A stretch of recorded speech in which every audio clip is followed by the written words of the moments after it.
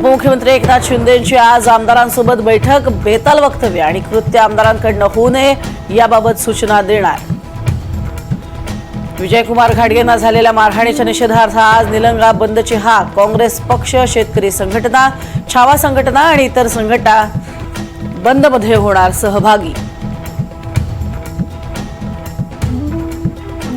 नांदिवली परिसरात धक्कादायक प्रकार. खासगी रुग्णालयातील रिसेप्शनिस्ट मराठी तरुणीला परप्रांतीय तरुणाकडून मारहाण. गोकुळ झाला. कल्याण पोलिसांकडून अटक.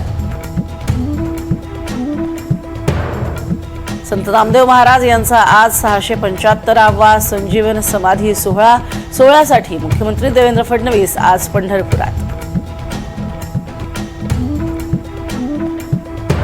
कोकणात आज अतिमुसळधार पावसाचा अंदाज. कोकणातील रायगड, रत्नागिरी, सिंधुदुर्गला ऑरेंज अलर्ट. पावसाचा जोर वाढण्याची शक्यता. मुंबईहून सुरतच्या दिशेने जाणाऱ्या फ्लाइंग राणी एक्सप्रेसच्या महिला डब्याच्या खिडकीवर दगडफेक.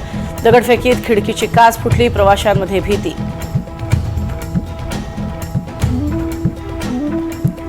सोन्याचे दर 1000 रुपयांनी वाढले. 1 लाखांचा टप्पा पार. तर चांदीच्या दरात तब्बल 3000 रुपयांची वाढ.